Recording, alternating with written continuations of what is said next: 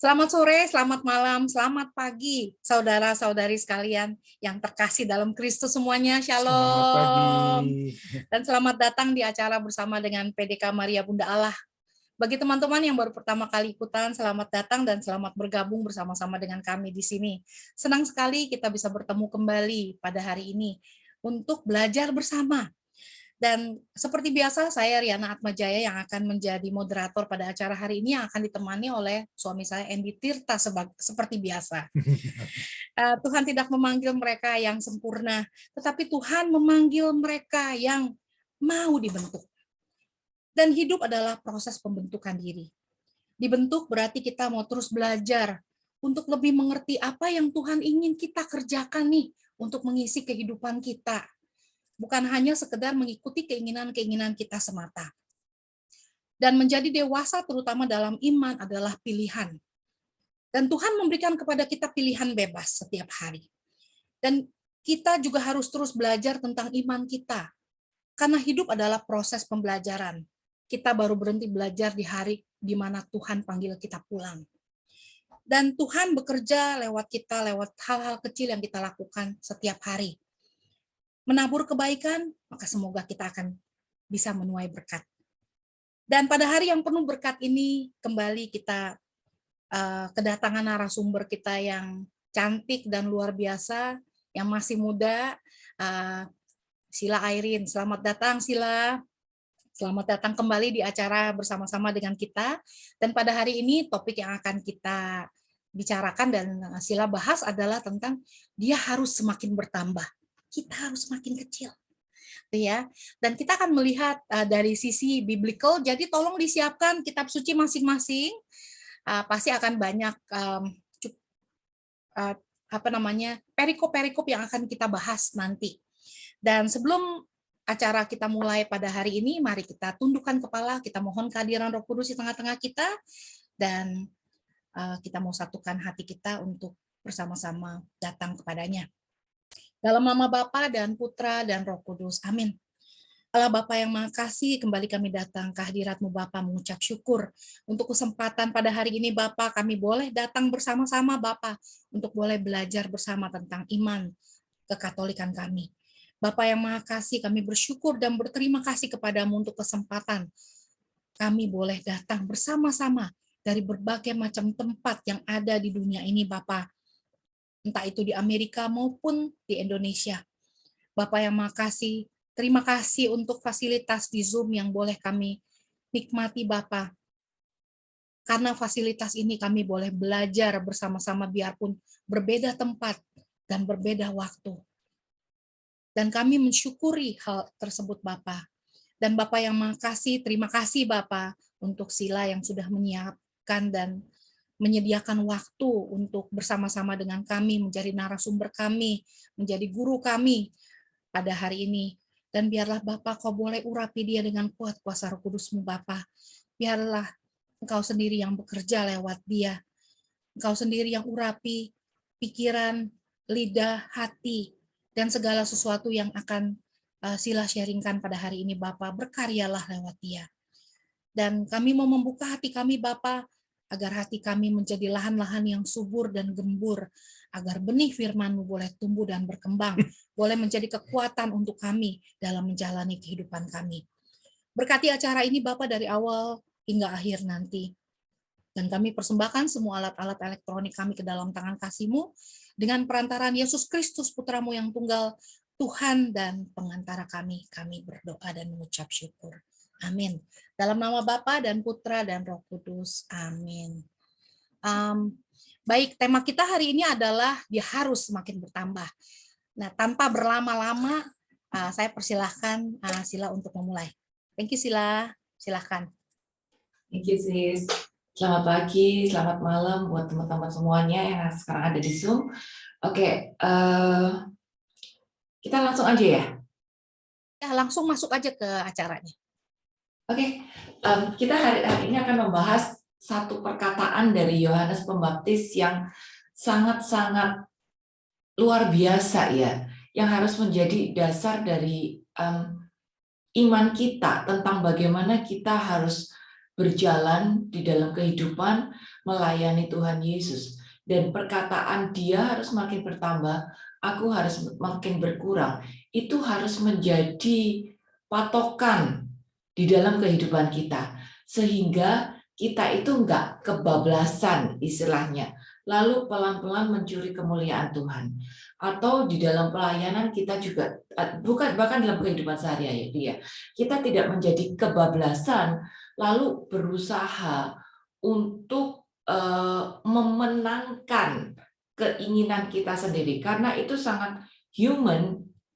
Kita ini manusia kan kepengen kehendak kita yang terjadi. Kita itu kan kepengen pendapat kita gitu yang terjadi, yang diturutin gitu. Apalagi kalau misalnya kita itu punya power, kita punya uang, apalagi kita punya kesempatan, kita orangnya pinter atau kita ada di otoritas atas gitu, kita tuh pasti punya kecenderungan agar pendapatku yang terjadi. Kalau enggak nih ya, aku akan lakukan segala macam cara sehingga aku yang terjadi, pendapatku yang terjadi. Aku baru mengalami satu hal nih ya dalam sebuah komunitas pelayanan seperti itu gitu. Jadi aku nggak tahu detailnya dengan tim seperti apa gitu.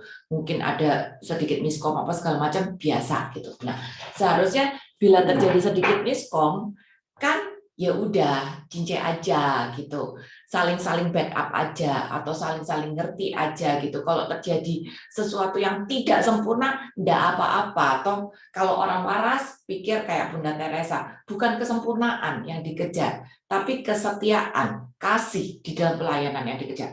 Tapi ternyata ada juga loh orang-orang yang merasa, hey, aku maunya seperti ini gitu. Jadi pada saat dia tidak mendapat sesuatu atau informasi seperti yang diharapkan, dia akan mulai lakukan. Pokoknya aku akan lakukan seperti ini, dan dia mulai cut, tonjok kiri, tonjok kanan gitu, sehingga membuat semua keadaan itu jadi nggak nyaman gitu. Atau dia memaksakan yang sering aku pernah ya aku alami, hal-hal kecil,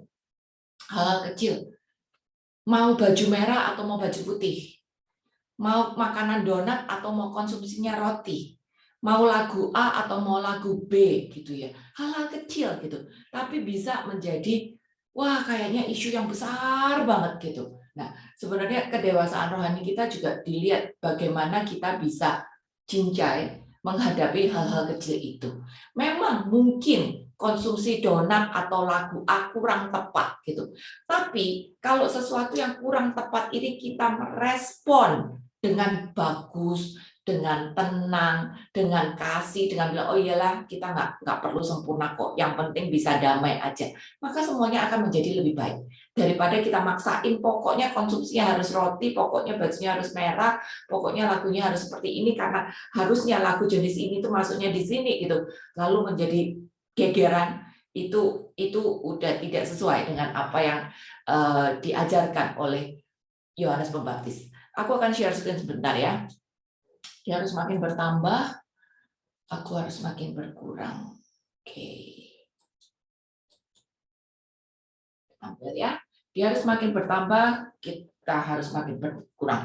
Ini sebenarnya adalah renungan yang mengajak kita untuk jujur pada diri sendiri.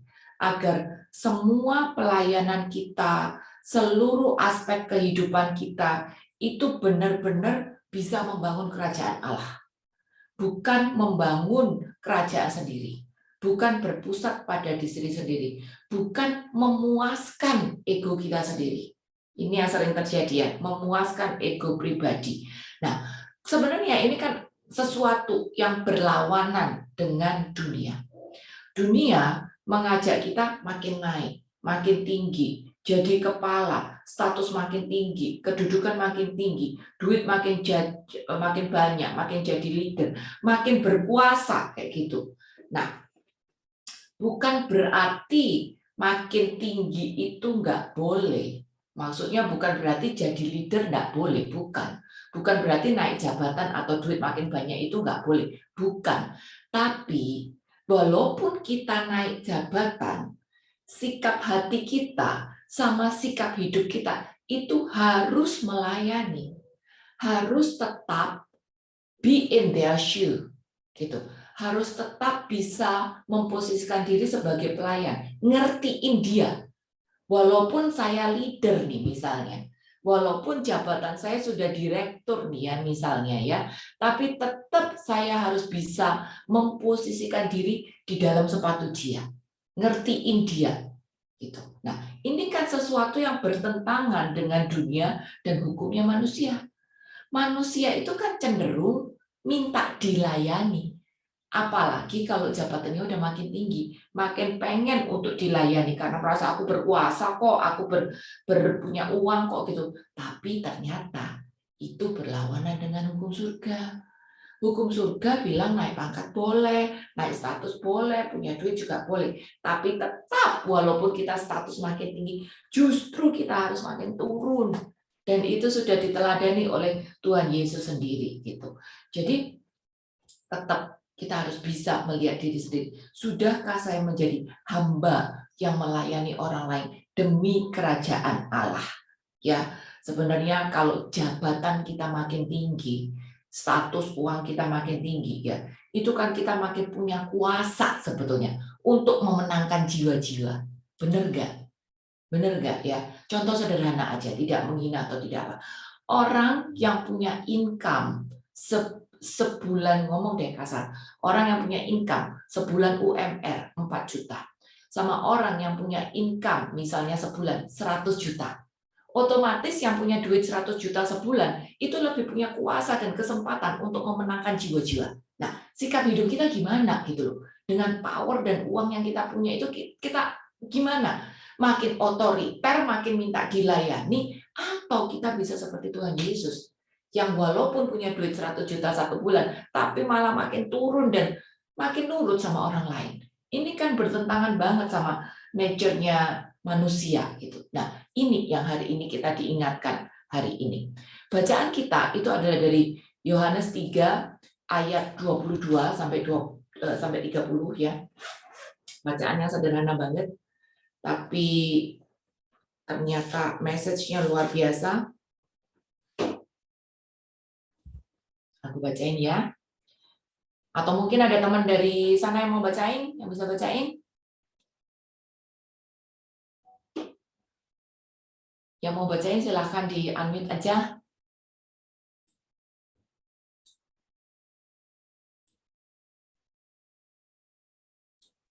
Ya, saya Bu.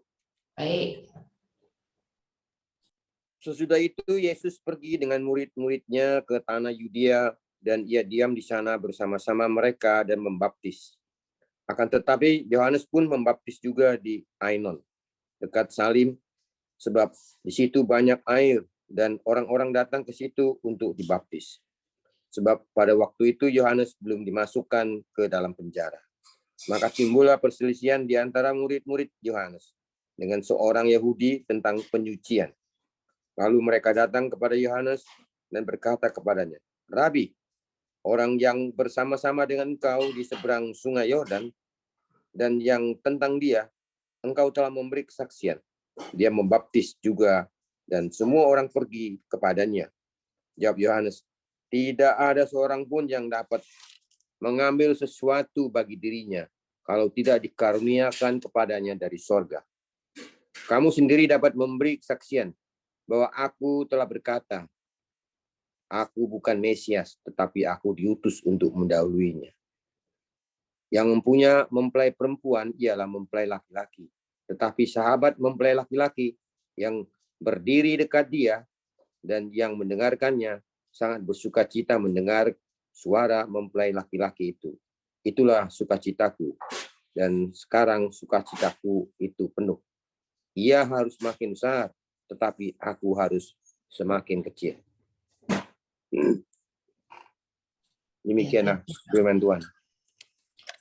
Terima kasih, luar biasa sekali ya. Jadi ini kesaksian Yohanes tentang Tuhan Yesus. Coba kita lihat satu-satu. Oke. Dilihat ayatnya aja. Di ayat 26. Lalu mereka datang, ayat 26 ya. Lalu mereka datang kepada Yohanes dan berkata kepadanya, Rabi, orang yang bersama dengan engkau di seberang sungai Yordan dan yang tentang engkau tentang dia engkau telah memberi kesaksian, dia membaptis juga dan semua orang pergi kepadanya gitu. Kita lihat dari bacaan ini ya, kalau sebenarnya Yohanes itu konsisten menggambarkan dirinya itu sebagai saksi. Dia tidak pernah memposisikan diri sebagai yang atas. Dia cuma bilang dia itu saksi. Saksi itu kan perantara gitu. Dan apa yang dia lakukan menjadi saksi itu membuat nama Tuhan Yesus ditinggikan. Membuat nama Tuhan Yesus dikenal banyak orang. Tapi Yohanes tidak pernah lupa bahwa untuk ngomong bahwa aku ini cuma saksi gitu. Aku ini cuma saksi. Berkali-kali dia ngomong gitu. Nah, perkataannya berkali-kali, aku ini kan cuma saksi, aku ini kan cuma saksi gitu. Itu tuh sebenarnya bekerja dua arah. Satu, membuat orang kenal Tuhan Yesus. Dua, ngingetin diri sendiri bahwa aku ini cuma saksi gitu. Nah, sebenarnya ini juga yang harus kita lakukan ya. Kalau kita terus ngingetin diri sendiri, saya ini cuma saksi, maka saya ini tidak akan kebablasan gitu, menjadi egois atau mau ngatur-ngatur atau tidak mau ngalah karena tahu bahwa saya ini cuma saksi. Nah, Yohanes itu adalah nabi yang paling besar, ya kan? Tuhan sendiri loh yang ngomong seperti itu. Kenapa? Karena semua nabi-nabi yang lain itu cuma menubuatkan tentang Tuhan Yesus. Tapi Yohanes ini dia melihat sendiri kedatangannya Tuhan Yesus itu. Bahkan dia yang mempersiapkan jalan bagi Tuhan Yesus. Ini yang menyebabkan Yohanes itu disebut sebagai nabi yang paling besar, ya. Nah, sekarang popularitas Yesus karena Yohanes itu kan makin meningkat. Nah, kalau popularitas orang makin meningkat ya, orang-orang yang mendengar tentang dia otomatis akan makin bertanya-tanya. Siapa sih orang ini? Gitu. Siapa sih makin pengen tahu lagi? Kok kayaknya hebat banget gitu. Siapa sih makin pengen ketemu gitu. Karena kok Yohanes ngomongnya tuh dia tuh kayak hebat banget gitu. Jadi makin curious kan, pengen ketemu, pengen tahu lebih dalam. Nah, itu yang ditimbulkan oleh Yohanes sendiri. Tapi di sisi Yohanes juga menyadari bahwa time limitnya dia udah hampir expired nih. Waktunya dia berkarya udah makin dekat gitu. Jadi semakin makin lagi Yohanes itu menekankan bahwa dia cuma saksi. Dalam tanda kutip, Yohanes ini tahu diri. Dia tidak mencuri apapun dari Tuhan. Dia tidak memaksakan egonya. Dia tidak memaksakan egonya. Nah, ini yang seringkali itu kita kalah sama diri sendiri. Terlalu sering di dalam kehidupan, kita itu memaksakan ego kita. Memaksakan apa yang kita mau. Mau menunjukkan kalau saya punya otoritas dan saya bisa, maka saya memaksakan. Kadang-kadang ya Bapak dan Ibu ya, walaupun kita tahu, walaupun kita benar deh ya, walaupun kita benar gitu, tapi tetap kita belajar dari Tuhan Yesus, dari Yohanes ya. Saya ini cuma saksi. Maka sebagai saksi, walaupun digoblok-goblokin gitu, walaupun kayaknya kita dipertanyakan, walaupun kita dipojokkan gitu, ya udah, yang penting ngalah aja, yang penting damai, biar itu bisa menjadi prinsip hidup kita. Kenapa? Karena saya ini saksi, cuma saksi gitu loh. Kalau saya tidak mengutamakan prinsip saya adalah saksi yang membawa damai, nah sekarang yang kejadian dalam hidup kan, sering ada orang-orang yang bikin kuping kita panas. Sering ada kejadian-kejadian yang bikin hati kita sakit, sesek. Lalu kita merasa dirugikan, kita merasa dipojokkan, kita merasa disolimi. Lalu karena kita merasa punya uang atau punya otoritas, kita unjukkan gigi kita maksa, kita emosi, kita tunjukkan kebenaran-kebenaran. Sebenarnya di situ itu kita sudah kalah. Kenapa? Kita nggak berposisi jadi saksi lagi. Orang berantem, orang ikut marah-marah, ya udah nggak jadi saksi lagi gitu. Karena yang respon sebenarnya adalah kedagingan kita. Kita tidak lagi mengutamakan Tuhan Yesus, tapi kita mengutamakan kedagingan kita. Jadi benar-benar kita harus mengingatkan diri sendiri bahwa saya ini cuma saksi. Dari awal ya, Yohanes ini menyatakan dirinya adalah saksi. Ini bukan cuma ngomong tentang Yohanes Pembaptis ya. Yohanes penulis Injil pun loh, dia juga mengingatkan dirinya sendiri bahwa dia itu adalah saksi. Itu kelihatan di Yohanes 1 ayat 19-20. Dan inilah kesaksian Yohanes ketika orang Yahudi dari Yerusalem mengutus beberapa imam dan orang-orang Lewi kepadanya untuk menanyakan, siapakah engkau yang mengaku dan tidak berdosa? Katanya, aku bukan Mesias. Ini pembicaraan Yohanes Pembaptis. Jadi Yohanes Pembaptis itu berkali-kali bilang bahwa dia adalah saksi.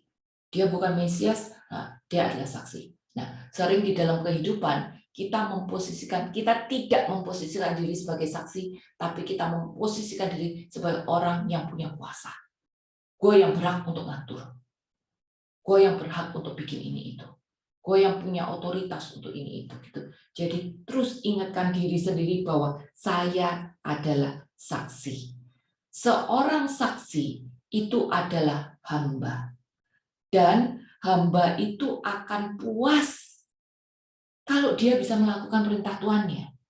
Itu doang, tanpa embel-embel yang lain. Ya kan?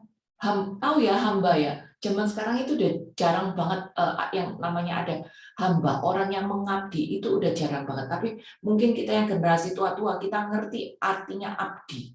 Abdi itu bisa melakukan apa saja yang Tuannya mau tanpa mempertanyakan, dan dia selalu memprioritaskan kebutuhan, keinginan dan apa yang pokoknya Tuhan mau gitu. Dia kesampingkan dirinya sendiri, dia kesampingkan kenyamanannya sendiri, dia kesampingkan pendapatnya sendiri. Pokoknya dia akan terus mengusahakan apa yang Tuannya mau. Nah, ini kualitas abdi atau hamba. Nah, hamba yang seperti si Yohanes Pembaptis ini tadi adalah hamba yang setia, yang cuman satu dia pokoknya, dia puas kalau bisa melakukan perintah Tuannya.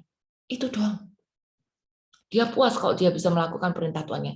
Jadi bukan tentang membuat event, membuat sesuatu menjadi sempurna. Bukan tentang kepandaian kita, bukan tentang pendapat kita yang kayaknya benar, tapi tentang bagaimana kita meninggikan nama Tuhan, sehingga apapun yang kita lakukan, kita ini bisa menjadi pembawa damai, pembawa kenyamanan, pembawa sukacita bagi orang-orang di sekitar kita. Itu poinnya. Itu poinnya gitu. Jadi jangan kepancing dengan keadaan-keadaan yang mungkin bikin hati atau kuping kita panas. Kalau saya sekarang, kalau kita semua tahu panggilan kita ini apa, kalau kita tahu siapa diri kita sendiri yang sesungguhnya ya, panggilan saya yaitu menjadi saksinya. Ya, Bapak dan Ibu teman-teman, kita ini kan harus menjadi Yohanes Pembaptis di zaman sekarang toh, yang adalah kepanjangan tangan Tuhan menjadi saksinya. Kan kita dipanggil untuk menjadi saksi. Ada lagu sesudah diriku diselamatkan, ya kan? Jadilah saksi Kristus. Kita ini ada saksi. Nah, sekarang kalau kita ingat siapa diri kita dan panggilan kita itu apa gitu, maka harusnya tuh saya bisa bersyukur sama apapun keadaan yang terjadi.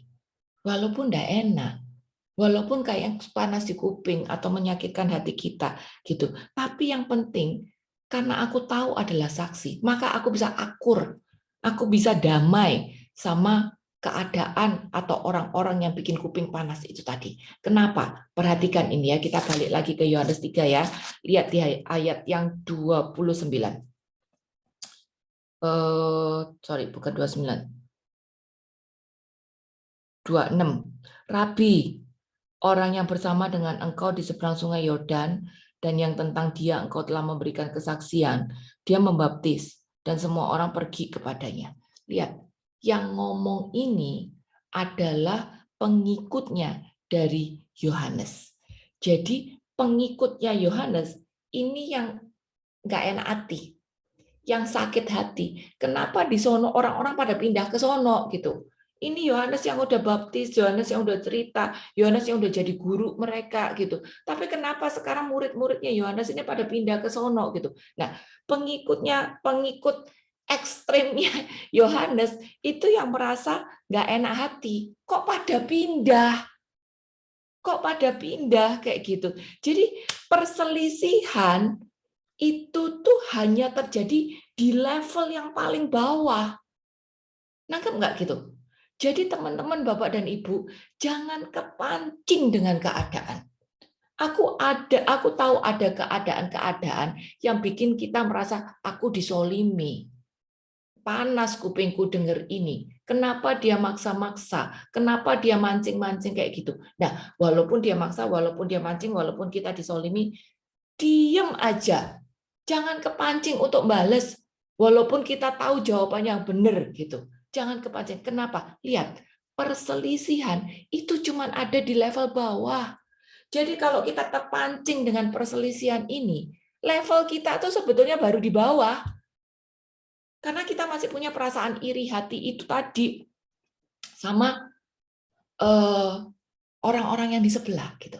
Nah, dalam konteks lebih besar ya, kadang-kadang di dalam gereja kita juga ada perselisihan, misalnya kenapa denominasi ini gini, kenapa denominasi ini gitu, atau mungkin contoh yang paling ekstrim ya, paling banyak ya, baptis selam, baptis ciprat, mana yang paling benar kayak gitu-gitu. Itu konteks besarnya. Sering menjadi perselisihan. Dogma ini, dogma itu, mana yang paling benar, itu sering menjadi perselisihan. Kadang-kadang di komunitas juga ada orang-orang, ini orang aku gitu, kenapa kamu rebut gitu. Jadi kayak rebutan umat gitu. Jangan, karena apa? Yohanes tahu yang harus ditinggikan itu Tuhan. Jadi bukan tentang siapa yang paling benar, bukan tentang siapa yang komunitasnya paling besar, bukan ritual mana yang paling tepat. Enggak. Bukan juga di dalam hal kecil, harusnya lagu ini loh, bukan lagu itu gitu. Harusnya seragamnya ini karena bukan itu gitu. Contohnya aja ya, aku yang pernah kejadian ya, Natal identik dengan merah gitu. Natal identik dengan merah. Tapi kalau satu orang nggak punya baju merah, ya masa digegerin gitu kayak karena dia enggak punya baju merah atau lalu disuruh beli baju merah gitu. Aduh, hal sekecil itu jangan menjadi bahan berantem deh. Kadang-kadang juga kok bikin acara gitu ya, rundown ini, rundown itu. Ya, hal rundown selisih 15-30 menit, ya udah jinjai aja. Jinjai aja. Yang penting damai. Karena lihat, ayat menunjukkan kepada kita bukan mengajarkan ya, tapi ayat membukakan kepada kita bahwa yang berantem itu tuh di level pengikut doang, di level yang paling bawah. Padahal harusnya kita belajar untuk menjadi saksi itu tadi. Nah, berikutnya Yohanes lalu setelah melihat ya bahwa perselisihan ini ada di level paling bawah, dia semakin menegaskan, mempertajam bahwa dia itu cuman saksi. Lalu dia menceritakan apa itu orang percaya dan apa itu orang tidak percaya. Karena sebenarnya kalau orang percaya dan tidak percaya itu di-compare, diperbedakan, maka akan kelihatan orang percaya itu tuh bukan cuma sekedar percaya. Tapi kualitas orang yang percaya itu adalah orang yang taat. Itu. Bisa aja sih ngomong, oh aku apalagi hari-hari ini ya, gampang sekali ngomong percaya. Saya percaya Yesus kok. Yesus itu kan anaknya Allah, dia itu kan juru selamat. Dia itu kan yang disalib untuk menebus kita. Gampang untuk percaya. Tapi kualitas kepercayaan yang seperti apa yang harus kita lakukan? Itu dibuktikan cuma dengan ketaatan ya. Buat kita hari ini ngomong percaya gampang. Beda dengan zamannya Yesus zaman dulu. Kalau zaman dulu, zamannya Tuhan Yesus, ngomong percaya itu resikonya digorok. Karena berhadapan dengan penjajah, berhadapan dengan orang-orang Farisi Yahudi yang sebel sama Tuhan Yesus gitu. Jadi resikonya digorok. Kalau orang berani ngomong percaya, berarti dia punya kualitas. Karena dia tahu resiko ngomong percaya itu adalah digorok. Tapi hari ini beda. Kita bisa dengan enteng aja ngomong saya percaya. Pokoknya saya percaya, kan sudah dibaptis. Saya sudah ada gereja juga kok gitu. Tapi bagaimana sikap hidup kita sehari-hari? Nah, itu ditunjukkan dengan kualitas bagaimana saya taat menjadi saksi. Ini ada satu ayat yang mengatakan kualitas ketaatan ini. Tunggu. Yohanes 2 ayat 19. Yohanes 2 ayat 19 itu bilang, engkau percaya bahwa hanya ada satu Allah aja, itu baik. Tapi setan-setan pun juga percaya, dan hal itu membuat mereka gemetar. Bapak dan Ibu, teman-teman, setan itu juga percaya Tuhan Yesus loh. Jangan dipikir setan tidak kenal. Setan itu sangat kenal dan percaya sama Tuhan Yesus. Kenapa? Karena dia pernah tinggal bersama dengan Tuhan Yesus kan? Sebelum dibuang ke dunia, jadi dia tahu Allahnya dia itu siapa. Tapi yang membedakan adalah dia tidak taat. Dia ada iri, dia ada kesombongan. Ini yang membedakan setan sama kita. Nah, sekarang kalau kita cuma sekedar percaya, tapi tetap iri dan tetap tidak taat, jawab untuk diri sendiri. Berarti aku ini sama dengan siapa? Kalau aku cuma sekedar percaya, tapi aku tetap iri dan tidak taat, berarti aku ini kayak siapa? Gitu. Ya kan? Ayat bilang setan juga percaya dan gemetar. Kita nggak gemeter loh dengar nama Tuhan Yesus. Enggak gitu. Tapi belajar untuk taat. Karena itu yang akan membedakan level kita dengan level setan. Sama-sama percaya, tapi yang membedakan adalah sikap hidupnya. Jangan sampai kita jatuh pada dosa iri hati itu tadi. Iri hati itu sebetulnya identik nempel dengan kesombongan yang menunjukkan dan merasa aku tahu lebih baik. Aku bisa lebih baik. Aku punya otoritas. Aku mau ngatur ini gitu. Itu iri hati, itu kesombongan, dan itu sangat-sangat nempel dengan apa yang dilakukan setan itu tadi. Ini refleksi buat kita sendiri ya. Dan itu membuat kita bersaing. Persaingan itu hanya di level bawah. Aku harusnya nggak pakai kata murid itu. Nanti jadi salah pikir. Harusnya aku tulis di kata-kata pengikut biar nggak salah pikir. Persaingan itu ada di level paling bawah. Dan hati-hati Bapak dan Ibu. Aku tahu kadang-kadang kita sebagai manusia merasa, oh itu salah. Oh itu harus, aku maunya kayak begitu, itu salah, itu nggak boleh. Hati-hati. Karena bisa jadi orang yang kita anggap salah itu tadi adalah orang yang diurapi Tuhan.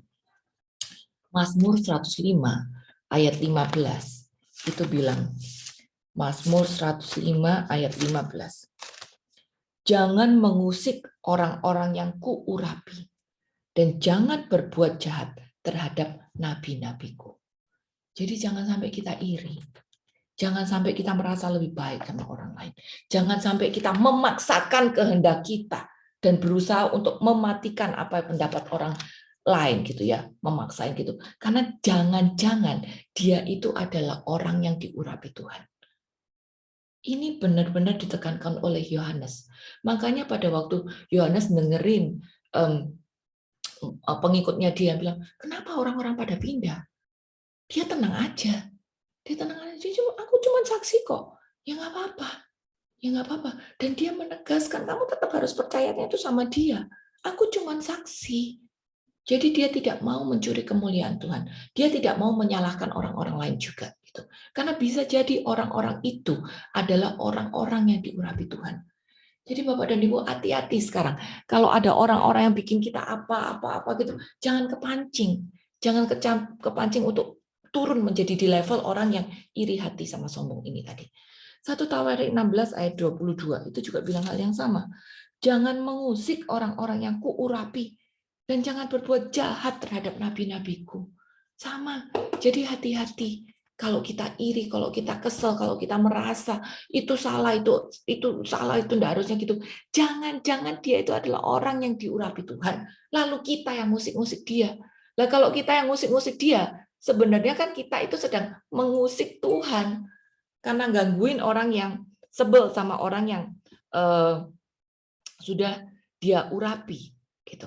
Ada satu cerita ya, waktu beberapa hari lalu tuh aku baca satu renungan gitu. Dia ceritanya kayak gini. Anak buahnya Lucifer, setan kecil gitu ya, setan kecil lagi jalan-jalan. Lalu dia lagi jalan-jalan, dia keliling, dia lihat si Bapak A. Dia lihat Bapak A ini mulai baca Alkitab gitu. Lalu dia kaget. Waduh, orang ini mulai baca Alkitab. Dia mulai kenal kebenaran nih. Wah, dia pikir, wah, orang ini bakal hilang dari peganganku karena dia udah mulai pegang kebenaran. Ini yang dipikir sama si setan kecil itu. Habis itu cepat-cepat setan kecil itu lapor sama bosnya, Lucifer. Bapak Lucifer, si Bapak A ini udah mulai pegang kebenaran loh. Dia udah mulai baca Alkitab loh. Dia udah mulai kenal nih tentang kebenaran Yesus itu. Terus jawabannya Lucifer kayak gini, gak apa-apa, tenang aja setan kecil. Dia itu baru tahu sedikit. Dia itu baru tahu sedikit. Orang kalau baru tahu sedikit kebenaran, dia akan merasa dia udah tahu semuanya.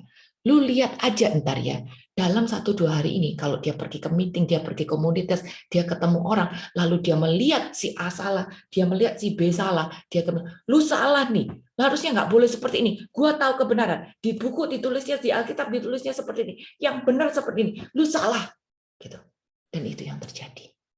Nah, ini kesombongan manusia yang cuma sebetulnya tahu sedikit, tapi merasa kayaknya udah tahu banyak dan mulai menunjukkan pengetahuannya itu tadi, mulai menunjukkan kesombongannya bahwa saya tahu, saya ngerti gitu, dan mulai skak orang-orang di sekitarnya. Karena merasa saya tahu, saya lebih aktif, saya lebih bisa, saya lebih ngerti. Hati-hati Bapak dan Ibu. Setiap dari kita rentan dengan keadaan ini. Rentan dengan keadaan ini. Jadi selalu tanam di dalam hati, saya ini cuman saksi. Saya ini cuman saksi untuk membuat orang percaya. Dan orang yang percaya itu adalah orang yang hidup di dalam ketaatan. Jangan sampai hanya karena saya sudah terpilih menjadi saksi dan saya mengerti sedikit kebenaran firman Tuhan, lalu membuat saya iri, membuat saya sombong, membuat saya skak si A, skak si B. Karena kalau saya jatuh pada kesombongan, karena pengetahuanku yang cuma sedikit itu tadi, sebenarnya saya ini sudah jatuh ke level yang paling bawah. Ketidaktaatan. Mengusik orang-orang yang diurapi Tuhan. Level persaingan itu tadi. Ya, dan orang yang jatuh pada kesombongan, orang yang gontok-gontokan karena merasa iri, karena merasa lebih tahu, pada akhirnya nih ya, ayat yang 36, Yohanes 3 ayat 36. Barang siapa percaya kepada Allah, kepada anak, ia memperoleh hidup yang kekal. Udah pasti dong, tapi kembali lagi ya, percaya di level yang sesungguhnya. Percaya di dalam ketaatan yang sesungguhnya. Tetapi barang siapa tidak taat ya kepada anak, ia tidak akan melihat hidup, melainkan murka Allah tetap ada di atasnya. Jadi hati-hati Bapak dan Ibu terhadap dosa iri hati sama kesombongan ini. Ya, yang iri, yang sombong itu sebetulnya baru di level paling bawah yang membuat kita gontok-gontokan dengan orang lain. Jangan kepancing, itu aja. Jadi bagian kita biar kita nggak kepancing ya. Matius 16 ayat 24 itu bilang, 16 ayat 24. Lalu Yesus berkata kepada muridnya, setiap orang yang mau mengikuti aku, ia harus menyangkal dirinya, memikul salibnya, dan mengikuti aku. Ayat ini sudah apal di luar kepala. Tapi jangan sampai benar-benar di luar kepala ya.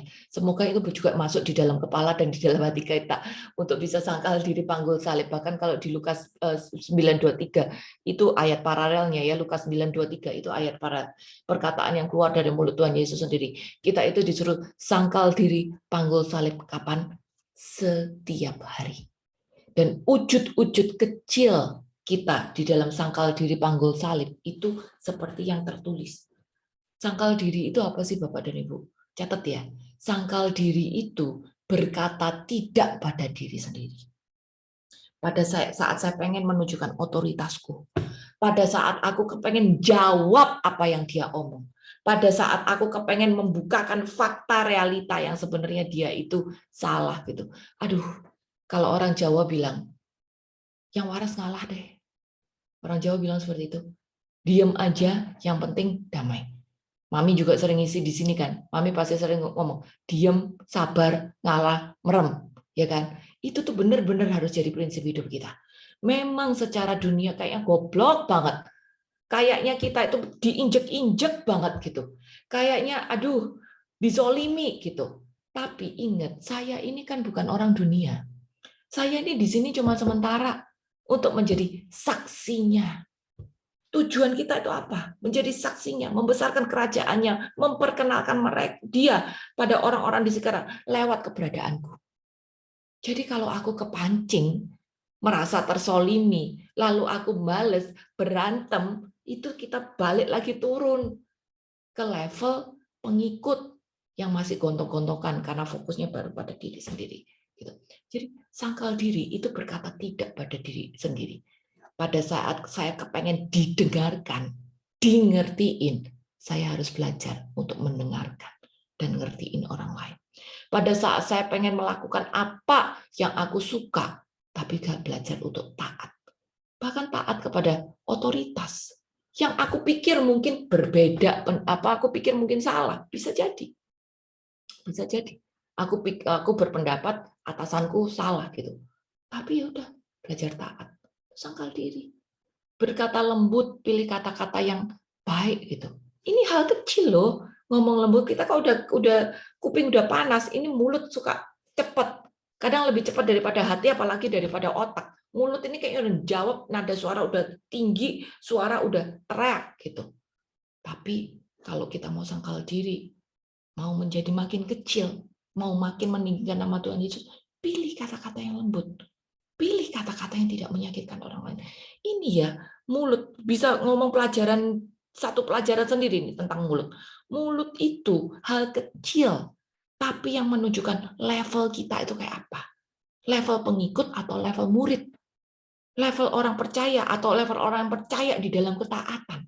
Jadi pilih. Hari ini bukan cuma mulut berkata lembut dan pilih kata-kata yang baik. Hari ini WA, cara kita WA pun juga harus hati-hati.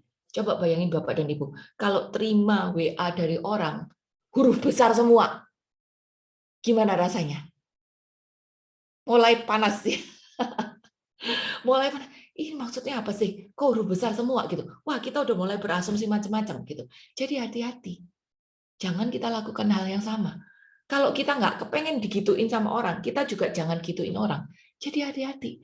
Walaupun kepancing kayak pengen marah gitu, ya belajar untuk berkata dengan lembut. Pilih kata-kata yang nggak nyakitin orang. Nyapa sama orang. Kadang-kadang kita juga merasa, siapa sih ini orang? Aku nggak cocok sama dia, ngapain aku nyapa dia? Jauh-jauh aja wangi gitu. Tapi prinsip jauh-jauh wangi itu nggak ada di Alkitab. Jadi kalau memangnya kita kelihatan, kita ketemu, ya udah, walaupun nggak suka, ya nyapa duluan. Bapak dan Ibu, aku nih beberapa kali temen datang sambil nangis-nangis loh. Sampai aku cukup bingung, kenapa kok nangis-nangis? Dia alamin apa? Dia kecewa, dia tersinggung karena kalau dia menyapa si A, ya, si A itu buang muka. Aku tahu si A ini memang orangnya kaku, rada-rada pilih-pilih, tapi kan kita nggak pernah mengkotak-kotakan orang di komunitas ya, jadi biarin aja gitu, dia dalam prosesnya sendiri. Tapi karena dia masih mengkotak-kotakan orang, jadi kalau ada ketemu dia dengan orang yang nggak suka, walaupun dia disapa duluan, dia bisa buang muka gitu, bisa. Nah, Bapak dan Ibu, aku tahu Bapak dan Ibu semua nggak kayak begitu. Kalau disapa orang tidak akan buang muka, walaupun orang itu berbeda atau bahkan pernah berantem sama kita, tidak akan buang muka. Tapi kita diminta untuk lebih daripada itu. Nyapa duluan. Bahkan sama orang yang udah nyebelin kita, nyapa duluan. Otomatis untuk bisa memulai sesuatu yang besar, kita dimulai dari yang kecil dulu kan. Untuk bisa mengampuni, kita harus bisa nyapa duluan. Nggak mungkin kita bisa mengampuni secara tulus setulus-tulusnya. Kalau kita nyapa aja belum bisa. Padahal kan hakikat dari kasih itu mengampuni. Hakikat dari kasih itu mengampuni. Makanya si Yohanes kan dia santai aja orang-orang pindah ke Tuhan, ke Yesus gitu. Dia santai aja orang-orang ya nggak ikut dia lagi. Karena memang visinya dia bukan cari pengikut kok. Visinya dia untuk meninggikan Tuhan kok. Jadi dia no hard feeling. Dalam kehidupan kita sehari-hari, kita juga sering mengalami seperti itu. Ada orang-orang yang berbeda dengan kita. Ya belajar untuk mengampuni. Bahkan nyapa duluan. Terima perbedaan. Karena setiap orang juga berbeda. Level iman juga berbeda. Karakter juga berbeda. Gitu. Jadi ya terima perbedaan itu. Karena saksi harus bisa merangkul semua orang. Bukan cuma golongan ini aja yang sama-sama saya. Bukan cuma golongan ini aja yang sepemikiran dengan saya. Bukan cuma golongan ini aja yang nurut sama apa yang menjadi keinginanku. Enggak. Saksi itu harus bisa merangkul semua orang. Walaupun dia sudah merugikan, walaupun dia sudah beda. Jadi menerima perbedaan. Lalu kita juga harus sabar akan proses. Setiap orang itu berproses. Saya juga berproses, orang lain juga berproses gitu. Jadi kalau orang itu misalnya prosesnya masih di level SD kelas 2, ya udah, nggak usah maksa dia untuk ngerti pelajaran level SMA. Percuma, justru saya yang sudah SMA, misalnya nih ya, saya yang sudah SMA harus yang bisa ngertiin dia dan nuntun dia gitu. Walaupun dia nggak mau dituntun, walaupun dia ngomel-ngomel, walaupun dia sikapnya bikin gregetan banget, tetap saya yang harus nuntun dia. Kenapa? Karena saya levelnya lebih tinggi. Ini bukan untuk menghakimi, oh lu kayak gitu berarti lu baru level SD. Bukan seperti itu ya. Tapi maksudku, sabar akan prosesnya orang. Proses setiap itu orang itu berbeda loh. Bisa jadi di subjek A, saya level SMA misalnya. Tapi bisa jadi di subjek B, level saya juga masih TK. Jadi jangan pernah merasa lebih baik daripada orang lain. Tapi sabar akan proses dia dan prosesku sendiri. Karena aku juga lagi berproses. Setiap kita yang masih di dunia ini masih berproses. Kalau udah nggak berproses, berarti udah check out. Kalau udah lulus, berarti udah check out kan gitu. Jadi sabar akan proses itu tadi. Lalu orang yang bisa sabar berproses, itu pasti bisa berdiskusi dengan baik, berkomunikasi dengan baik. Nggak akan bilang, ini yang benar, caranya harus begini, kamu nggak ikutin cara aku, kamu salah. Nggak bisa seperti itu. Berdiskusi dengan baik. Ini menunjukkan sebetulnya kedewasaan kita gitu. Lalu orang yang bisa sangkal diri, itu juga pasti nggak gampang tersinggung. Berarti ada evaluasi, ada kritik, ada pendapat orang lain, ya cincin aja, santai aja, nggak langsung keluar tanduknya, langsung menjadi aware, nggak bisa, gitu. Nggak bisa, ini harusnya seperti ini, nggak bisa, ntar kayak gini, enggak. Tuhan tidak mencari kesempurnaan, Tuhan tidak mencari kesempurnaan. Petrus, Paulus tidak ada yang sempurna, semuanya. Thomas tidak sempurna, semua tidak sempurna. Demikian juga dengan Anda dan saya. Tapi kalau kita mau belajar menjadi semakin rendah dan meninggikan nama Tuhan, belajar untuk jadi orang yang cincai, yang bisa menerima kritik, menerima input untuk menjadi lebih baik lagi. Gitu. Ini yang harus menjadi refleksi kita agar kita bisa makin rendah dan meninggikan Tuhan di dalam keseharian kita. Bentar, jasadku hilang. Nah, ini. Kita perhatikan ya, Bapak Ibu teman-teman ya. Di Injil Yohanes ini, itu tuh ada sesuatu yang khusus banget. Yaitu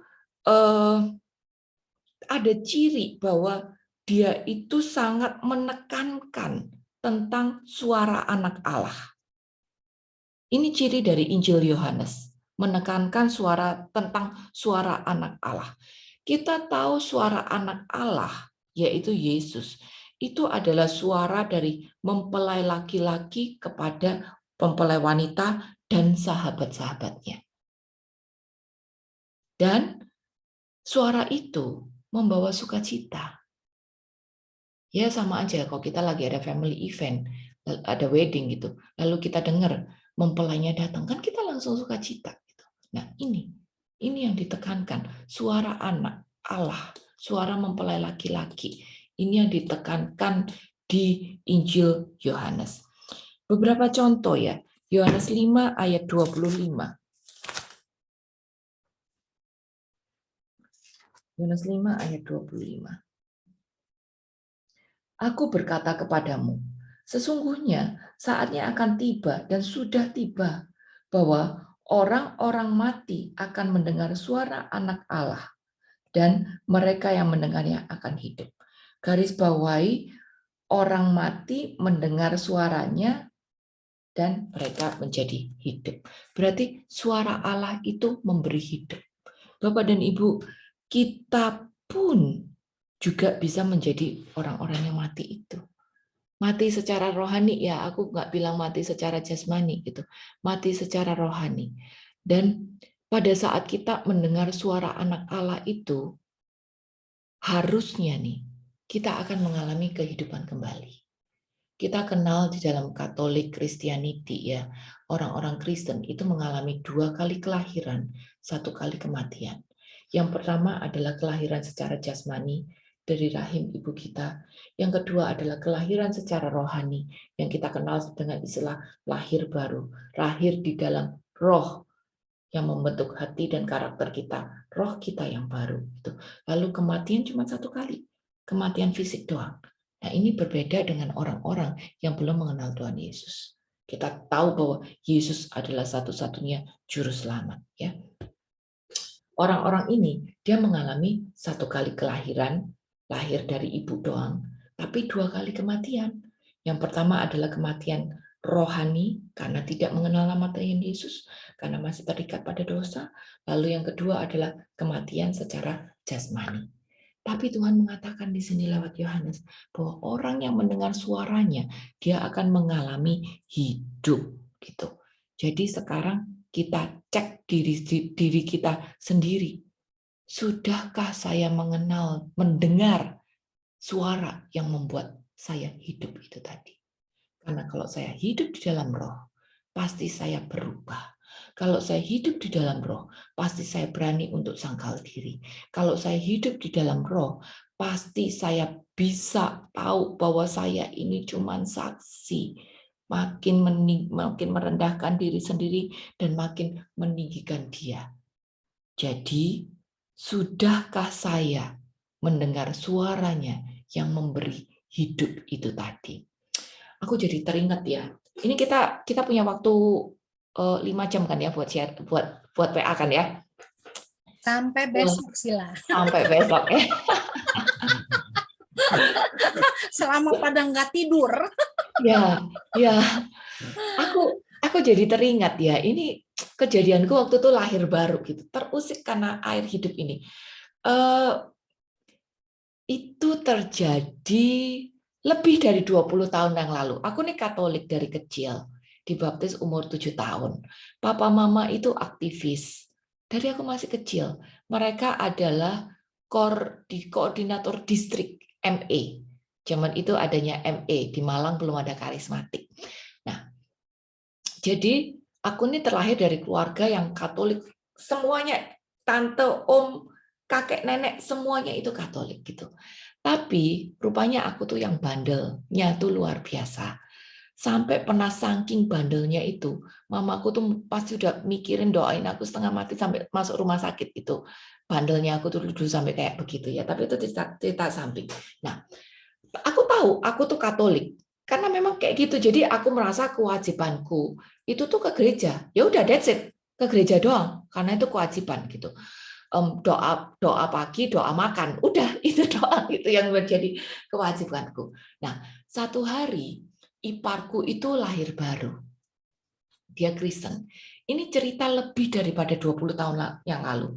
Dan pada waktu dia lahir baru, HP zaman itu masih HP Sony Ericsson ya Bapak dan Ibu ya, HP jadul ya. Pada waktu itu pakai HP jadul kayak begitu, dia itu bisa SMS aku, SMS loh, bukan WA loh. SMS aku tuh 15 sampai 20 kali. Kita tahu ya SMS itu kan nggak kayak WA yang bisa panjang-panjang kan, pendek gitu. Dia tuh satu hari bisa SMS aku tuh 15 sampai 20 kali. Ayat lah, dia jadi ketikin tuh ayat. Tahu sendiri ya HP zaman dulu kan bukan kayak sekarang yang gampang ngetik. Kan masih keras itu pencetannya kan. Gitu. Dia bisa SMS segitu banyak. dia tulis ayat, dia tulis renungan singkat, dia tulis penjabaran, dia tulis kata-kata bijak. Wow, banyak deh pokoknya macam-macam setiap hari. Dan tahu nggak apa yang terjadi? Hatiku panas, gondoknya luar biasa. Dan aku mulai mikir gitu, lu baru dibaptis kemarin aja udah ngajar-ngajarin gue gitu. Gue udah dibaptis dari puluhan tahun yang lalu. Itu membuat hatiku tuh panas. Tapi di hati kecilku aku percaya itu Roh Kudus. Hati kecilku, dan untung puji Tuhan hari itu Roh Kudus kagak mati gitu ya ternyata ya. Walaupun aku cuma KTP doang gitu Katoliknya. Hati kecilku itu bilang, aku memang kesel gitu. Memang, tapi apa yang dia omongin itu benar semua. Dan walaupun kesel, aku nggak bisa balas apa-apa. Aku nggak tahu apa-apa. Aku nggak tahu apa-apa gitu. Mau balas apa? Orang nggak tahu apa-apa gitu. Jadi walaupun gondok, aku tergelitik juga gitu. Nah, Bapak dan Ibu, semua ayat yang dia kirim itu, aku percaya itu adalah suara anak Allah. Kenapa? Karena itu membangkitkan hati nuraniku.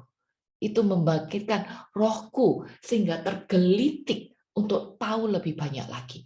Walaupun kayaknya bungkusnya jelek ya, kayaknya merasa gondok gitu, merasa lu baru udah mau ngajarin gue udah lama tapi gue nggak tahu apa-apa ternyata gitu.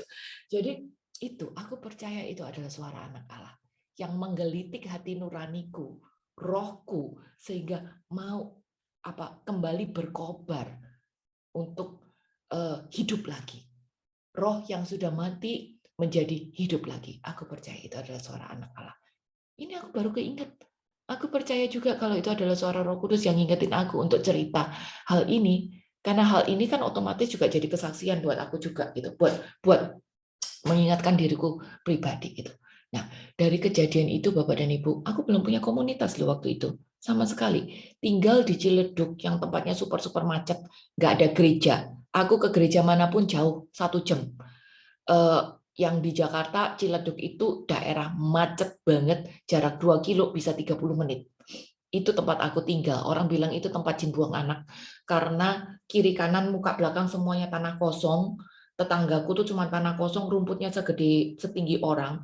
Jadi daerahnya daerah undeveloped, orang lokal yang tinggal yang setiap hari dangdutan gitu. Jadi di tempat aku tuh banyak sekali distraction-nya. Aku udah pernah kemasukan ular, kemasukan kobra, kemasukan musang, kemasukan monyet segala macam. Jadi daerahnya itu benar-benar undeveloped. Buat aku keluar juga susah. Jadi mau ke MKK susah, mau ke Tangerang juga jauh, mau ke Teresia juga susah, ke gereja aksesnya susah. Plus kalau yang pernah dengar kesaksian aku, hari itu di keluarga mertua itu masih yang ekstrim dengan kepercayaan mereka. Hari Minggu dari pagi sampai malam aku disuruh ke sana. Otomatis nggak bisa ke gereja juga gitu. Jadi aksesku untuk ke gereja itu susah dari segala macam sisi gitu. Nah, tapi aku tuh ngebatin sama Tuhan. Bukan doa loh, karena masih Katolik KTP ya waktu itu ya. Dari SMS itu hati panas tapi sekaligus tergelitik. Aku kebatin sama Tuhan. Dan aku bilang gini, Tuhan, kalau kau mau aku ngerti, kasih jalan deh. Sesederhana itu aku masih ingat. Ngebatin bukan doa. Tuhan, kalau kau mau aku ngerti, kasih jalan deh. Gitu dong. Lalu aku punya Alkitab. Ini Alkitab ini masih aku pakai sekarang. Ini Alkitab. Kalau kita kawin kan mama kasih Alkitab kan. Nah ini Alkitabnya dia dibawain pada waktu menikah. Masih nempel semua, orang memang kagak pernah dibuka, masih ditumpukan buku-buku campur dengan novel segala macam gitu. Tapi aku tahu aku punya. Ya aku ambil itu gitu. Lalu aku cuman buka apa dari SMS yang aku terima. Lalu aku punya satu buku notes kecil zaman dulu kalau kita ke kondangan itu kan dapat souvenir ya, kadang-kadang kita dapat notes souvenir kondangan kan. Aku pakai itu. Sesederhana itu souvenir kondangan buat notesku. Aku mulai catat. Itu langkah pertama aku dulu.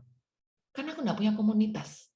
Aku catat ayat mana yang kena aku catat gitu.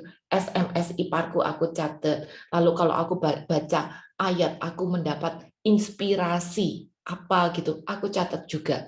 Jadi semuanya singkat-singkat tapi aku catat di buku kecil itu tadi, notes kecil itu tadi. Nah, setelah berjalannya waktu, tidak lama, sekitar 2 bulan, kok tahu-tahu ya teman mama-mama sekolah, waktu itu anak masih 2 tahun, jadi sekolah juga masih 2 jam. Teman mama-mama sekolah, nggak 2 bulan juga. Aku terima SMS itu kira-kira tahun 2002. Aku mulai berkomunitas itu tahun 2004. 2 tahun berarti. 2 tahun berarti. Tuhan tuh ngejawab doa aku. 2 tahun aku cuma nyatet di buku kecil souvenir kondangan itu tadi. Lalu tahun 2004 anakku pre-TK, sekolah masih 2 jam, nganggur di sekolah, kalau pulang jauh, nggak pulang juga mau ngapain gitu, tapi tetap harus nunggu. Jadi istilahnya kan bosen gitu ya, nungguin 2 jam. Semua tukang bakso udah dicobain, semua pasar udah dijalanin gitu. Jadi orang ngajak apa aja aku oke, karena nganggur kan. Mama-mama kan nganggur 2 jam, pulang nanggung gitu. Satu hari temanku bilang, ayo ikut aku. Aku tanya kemana, udahlah ikut aja. Ya udah ikut. Orang nganggur, nah ini aku percaya Tuhan buka jalan. Tidak ada yang kebetulan di dalam Tuhan. Ternyata dia ajak aku ke PA Thomas. Ya dari itu, dari tahun 2004 Agustus, aku masih ingat. Itu aku pertama kali berkomunitas sampai hari ini. Jadi Bapak dan Ibu, aku mengalami itu. Suara yang memberi hidup. Sesuatu yang aku tidak pikir, aku tidak sangka. Tapi ternyata rohku yang tadinya mungkin mati suri, setelah baca SMS ayat itu, mulai hidup dan berkobar untuk ngajak kakiku melangkah berkomunitas itu tadi. Jadi itu yang aku alami. Yohanes 10 juga bilang bahwa kalau kita mendengar, ya, kalau kita mendengar, maka lama-lama kan kita akan menjadi kenal. Ya kan, nggak kenal maka nggak sayang. Jadi kalau kita dengar, lama-lama kan kita akan jadi kenal. Nah kalau kita udah kenal, kan lama-lama kita juga ikut. Nah ini yang terjadi itu ada di Yohanes 10. Cerita tentang gembala yang baik, kayak gitu-gituan. Itu menceritakan bahwa orang-orang yang sudah mendengar, dia akan mengenal. Karena kenal, dia akan menjadi ikut. Jadi ya udah, biar kita terus mendengar, sehingga makin hari kita juga makin ikut sama Tuhan itu tadi. Ya seperti yang aku terjadi juga kan, dari dengar lewat SMS, lama-lama jadi belum ikut, benar-benar ikut ya, tapi lewat PA gitu, lama-lama kan jadi makin kenal, lama-lama juga ikut dan makin mengenal, makin kenal. Ini terus proses yang berkelanjutan gitu. Jadi suara anak Allah membuat kita kenal dan ikut, dengerin dengan sungguh-sungguh. Yohanes 11 itu juga cerita tentang Lazarus yang dibangkitkan. Lihat, Lazarus yang mati karena dengar dipanggil-panggil, akhirnya dia bangkit. Bapak dan Ibu, mungkin aku bukan di level mati suri ya waktu itu. Mungkin aku sudah benar-benar di level kayak Lazarus yang mati. Yang benar-benar mati. Tapi saat kita dengar, kita harus mengalami kebangkitan itu. Nah, biar ini jadi refleksi kita juga ya. Biar kita benar-benar mendengar, sehingga kita juga mengalami kebangkitan.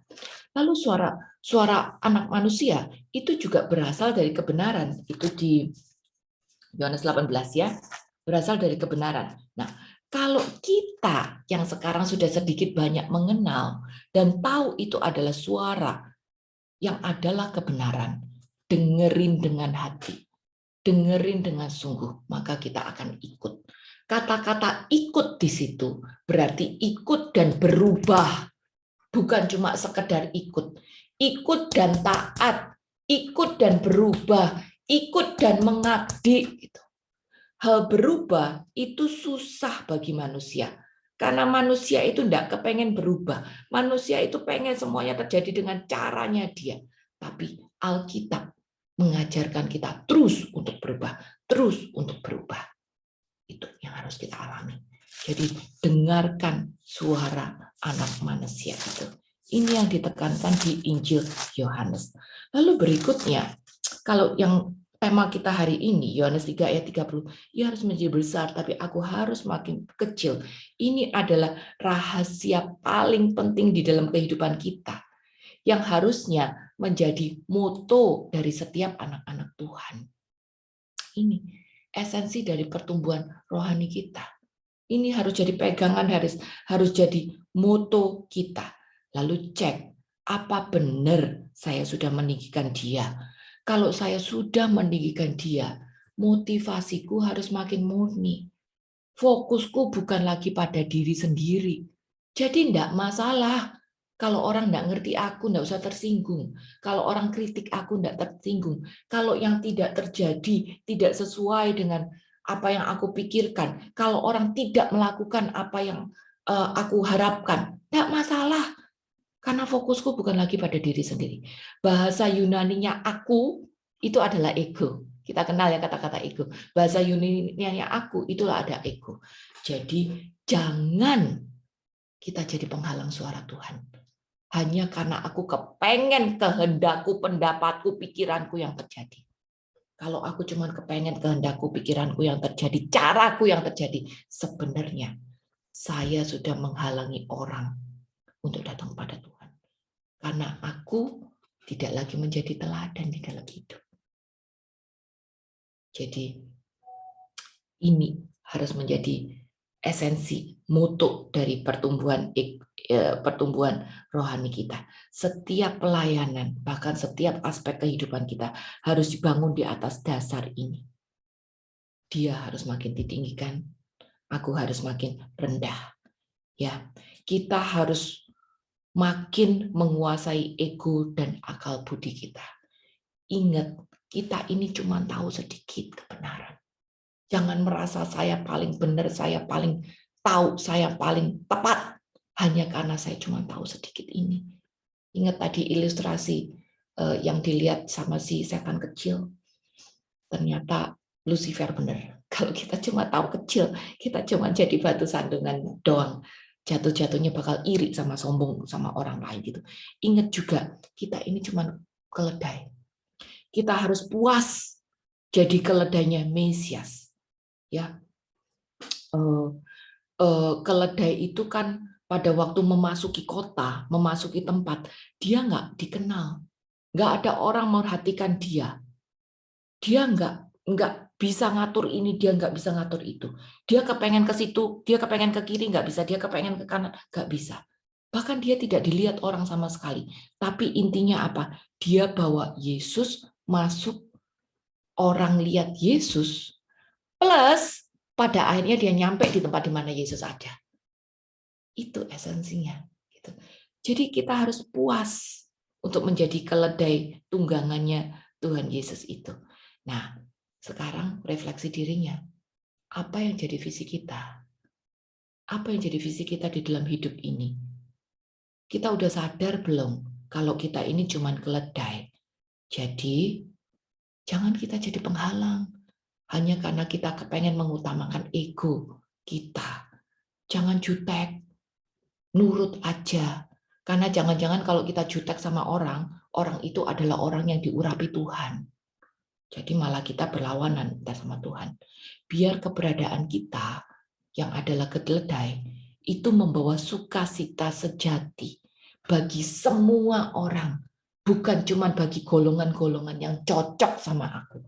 Bukan cuma bagi golongan-golongan yang bisa nurut sama aku atur. Gitu. Jadi biar aku puas. Jadi keledai yang membawa sukacita bagi semua orang. Sukacita yang sejati. Tahu ya, bedanya sukacita sejati sama sukacita palsu. Tahu nggak? Bedanya joy sama happy. Gitu. Sedikit aja. Kalau happy, itu aku happy kalau dapat duit banyak. Aku happy kalau jalan-jalan. Aku happy kalau beli barang baru. Gitu ya. Itu happy. Tapi kalau joy, itu adalah sukacita yang terpancar dari dalam. Walaupun pendapatku tidak terjadi. Walaupun ada orang nyakitin aku, walaupun doaku tidak terjawab, walaupun masalahku masih segunung, tapi sukacita damai sejahtera yang dari dalam itu adalah sesuatu yang murni, yang tidak bisa dicuri oleh siapapun. Itu adalah joy yang sesungguhnya. Jadi, kalau kita bertumbuh secara rohani, menjadi makin kecil, sadar bahwa saya itu cuman hamba, cuman keledai yang mengesampingkan ego diri sendiri, yang tidak berpendapat atas orang lain yang sebetulnya nyakitin aku, kita akan mendapat joy yang sesungguhnya itu. Kenapa? Karena Yesus di atas kita. Gitu. Nah, berikutnya, ini beberapa catatan aja ya. Ada di dalam Yohanes nih, di dalam Yohanes itu ada 12 keharusan yang terjadi. Disebut sebagai divine mass. Jadi ada 12 keharusan yang terjadi dan tiga keharusan ada di Yohanes 3. Injil yang hari ini kita baca. Ya, keharusan ilahi yang harus terjadi, divine mass. Ada 12 di Injil Yohanes dan 3 ada di Yohanes bab 3 yang tadi kita baca. Jadi lihat, bobot dari Yohanes 3 ini nih luar biasa banget. Bobot dari Yohanes 3 ini tadi. Singkat aja ya. Yohanes 3 ayat 7 itu bilang, kamu harus dilahirkan kembali. Kita udah tahu ini artinya apa. Kalau mau masuk kerajaan Allah harus dilahirkan kembali. Ya kan? Percakapan antara Tuhan Yesus sama Nikodemus. Bobotnya sangat-sangat tinggi banget. Jadi it's a divine mass. Lalu Yohanes 3 ayat 14, sama seperti Musa meninggikan ular di padang gurun, demikian juga anak-anak manusia harus ditinggikan. Jadi tujuan dari kedatangan Tuhan Yesus, dia harus ditinggikan. Baik secara rohani maupun secara harafiah. Secara harafiah dia harus naik di atas ujungnya salib dan ditinggikan. Semua orang lihat dia. Tapi secara rohani, secara mentalitas kita, secara spiritualitas kita, kita pun juga harus mengalahkan dia. Mengalahkan dia lewat sikap hidup kita, lewat perkataan kita. Ya. Lalu yang ini yang tadi kita baca. Dia harus makin besar. Nah, setelah saya lahir baru, dan kalau saya benar-benar meninggikan dia, maka dia harus makin besar. Dia pasti menjadi makin besar. Ini yang harus jadi moto kehidupan kita. Dan ini nampak dari sikap hidup kita sehari-hari. Bapak dan Ibu, kalau kita kenal banyak romo, kita kenal banyak pejabat-pejabat gereja, kita apal banyak ayat, saya bisa bikin event rohani dengan luar biasa, saya apal semua lagu-lagu rohani, saya bisa bikin rundown dengan baik, ya, saya bagus di dalam manajemen. Tapi kalau mulutku nyakitin orang, percuma. Karena itu berarti aku cuma meninggikan diri sendiri. Dengan semua kehebatanku itu tadi. Ingat, dia harus makin besar. Saya harus makin kecil. Ya, kalau yang mau aku bacain, ini harusnya ada 12 keharusan ilahi kan ya. Ada lagi di Injil Yohanes itu bahwa Samaria itu harus dilewati. Bahwa kita harus bersaksi, bahwa kita harus menyembah dia di dalam roh dan kebenaran. Lalu semua firman yang tertulis itu harus digenapi. Lalu kita pun harus percaya pada dia yang diutus Allah. Lalu Yesus harus meminum cawan dari Allah Bapa. Lalu pekerjaan Bapa harus dinyatakan di dalam dunia ini. Lalu dia harus bangkit dari antara orang mati. Lalu kita harus saling mengasihi. Ada 12 keharusan semuanya. Tapi yang tercatat di Yohanes 3 ini tadi. Jadi Bapak dan Ibu, teman-teman ya, kerendahan hati itu adalah hukum utama di dalam pelayanan dan di dalam hidup. Karena kehidupan kita sehari-hari itu sebenarnya adalah pelayanan kita yang sejati. Pelayanan kita bukan cuma di komunitas, tapi di dalam kehidupan sehari-hari. Biar di dalam kehidupan sehari-hari kita menjadi saksi bagi banyak orang yang meninggikan nama Tuhan. Biarin saya menjadi makin kecil, kayaknya makin dibodoh-bodohin, kayaknya diinjek-injek sama orang, kayaknya saya tidak punya otoritas, kayaknya saya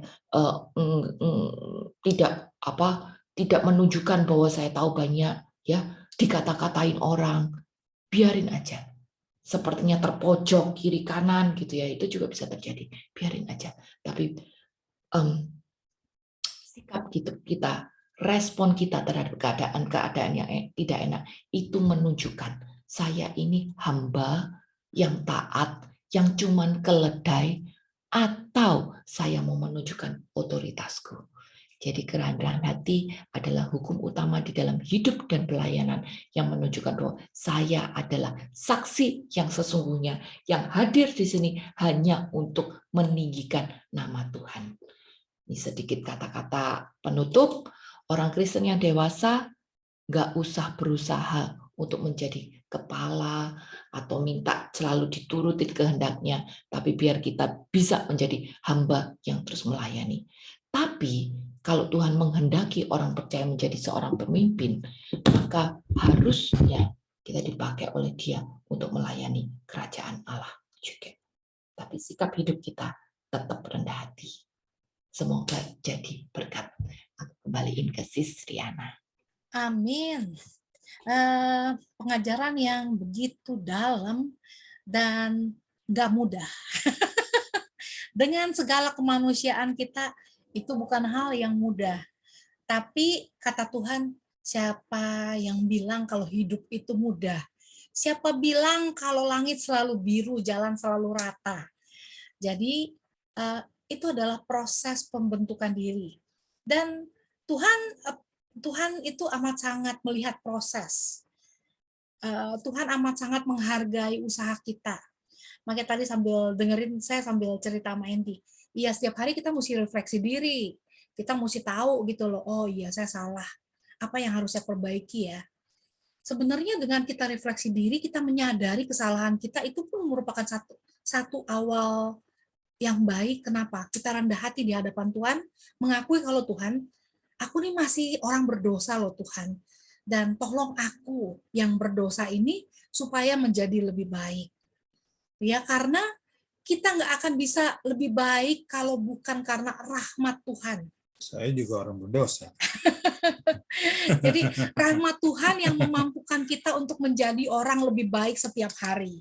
Itu ya, dan saya rasa kita punya Tuhan yang amat sangat luar biasa, yang nggak pernah mengingat-ingat kesalahan, ya, yang panjang sabar, dan Tuhan mau kita terus berproses untuk menjadi lebih baik. Bisa proses seumur hidup. Dan seperti tadi awal kata saya bilang kan, hidup adalah proses pembentukan diri.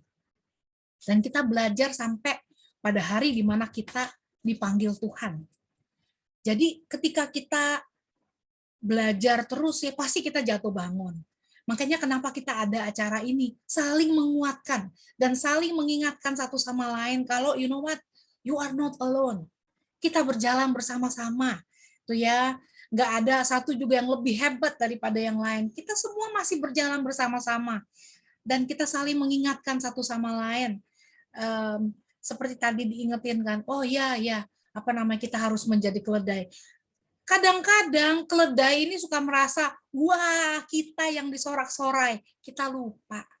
Kalau yang di bawah kita Yesus, yang disorak-sorai itu Yesus, bukan kita, keledai ini. Terus siapa kita? Jadi kadang kita suka lupa diri, ya itu manusiawi. Tuh ya, masih manusiawi kalau kita suka lupa itu. Tapi bagusnya kenapa? Ketika ada yang mengingatkan, selalu diingatkan. Ya, kembali harus menjadi seperti padi, semakin berisi semakin merunduk. Ya, semakin kita punya isi, kita punya Tuhan dalam kita harus semakin kecil. Kita harus semakin merunduk dan semoga kehadiran Tuhan bisa nyata dalam kehidupan kita lewat semua yang kita hadirkan karena Tuhan lebih besar daripada kitanya, ego kitanya. Dan ya itu harapan kita semua, semoga Tuhan lebih besar.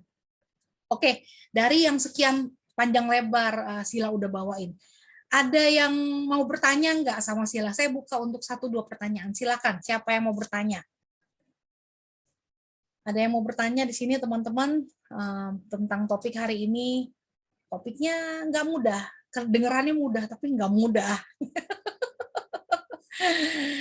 Ada yang mau bertanya nggak? Tuh loh. kadang-kadang kan kita suka merasa, oh ya kita udah melayani, kita udah gimana, apa itu kehendak Tuhan atau kehendak saya?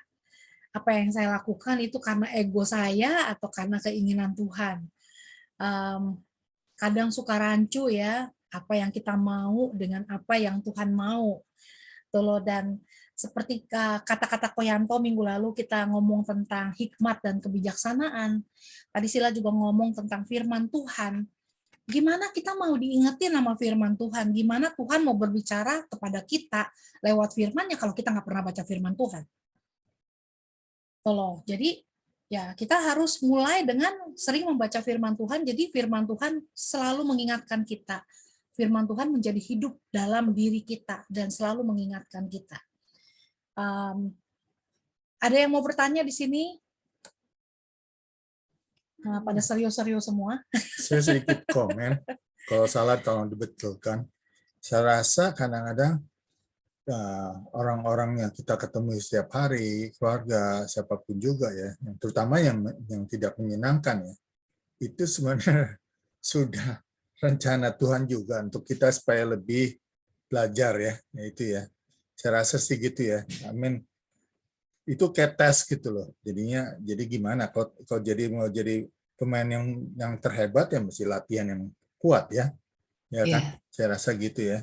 Ya iya, walaupun ya kita kadang-kadang suka bilang being humble Tuhan yang besar segala macam. Tapi begitu ketemu orang yang nyebelin, susah itu. Kita bisa bilang mengakui Tuhan lebih besar memang. Tuhan segala-galanya. He is a divine person. Ya kan, anak Allah itu. Tapi kalau kita ketemu sama orang sesama kita, terutama yang menyebalkan, itunya kita susah untuk being humble. Itu di sana challenging. Betul. Udah panas, ketemu orang ngeselin, gitu ya. Udah gitu terus dengan keadaan yang nggak gimana-gimana. Jadi bawaannya udah langsung dia punya tanduknya keluar. Tanduknya keluar dan taringnya keluar. Jadi udah jadi rahwana. Jadi orang bukan melihat Yesus, melihat rahwana. Oke. Kalau nggak ada pertanyaan, nggak jadi masalah. Mau tanya nih, ada yang mau bertanya? Ya silakan, ada yang mau bertanya, saya bacain deh pertanyaannya. Kalau kita udah diem, sabar, tapi selalu ada yang bikin emosi, gimana cara menghadapinya? Kalau udah diem dan sabar, tapi selalu emosi dikilik terus gitu loh. Terus kita mesti gimana? Sila yang punya banyak pengalaman, ayo sharing Sila. Aduh, makin dia makin sabar. Ya, bener banget ya Pak Andy ya. Aku sebut orang-orang yang nyebelin itu memang selalu ada di sekitar kita, bahkan deket ya. Bahkan deket. Karena kalau sama orang jauh, kita cuek toh, mau diapain, dia bukan apa-apa gue gitu ya, udah cuek aja gitu. Tapi justru orang-orang deket itu yang nyebelin kita. Dan karena deket, kilik-kiliknya itu tadi sering. Ya, aku sebut mereka tuh sebagai batu asah yang harus membuat kita jadi lebih baik lagi. Syaratnya ya, aku cuman gini aja deh, biar nggak kepancing ya dia kilik-kilik terus ya, biar nggak kepancing gini aja. Kan kita percaya kalau kita ini punya roh Allah kan ya. Kita tahu Allah itu adalah kasih. Gitu. Nah, sekarang kalau Allah yang adalah kasih, itu tinggal di dalam hati kita. Allah yang adalah kasih, itu benar-benar menguasai kita, jadi pilot di dalam kehidupan kita. Lalu, kita mengalami seperti itu tadi, yang nyebelin ya. Sekarang kalau Allah yang adalah kasih, benar-benar ada di sini, masa Allah yang adalah kasih itu injak dia balik? Simple aja sih, aku cuma mikir gitu doang. Bahasa halus yang suka dipakai adalah pada saat kita mau ngomong sama melakukan sesuatu, kita pikir, ini menyenangkan Allah atau enggak? Pada saat kita mau meresponnya, ini menyenangkan Allah apa enggak? Gitu. Cuman kadang-kadang mikir gitu, nggak keburu. Kadang-kadang kita responnya lebih cepat gitu daripada mikirnya gitu. Jadi memang harus melatih diri di dalam refleksi.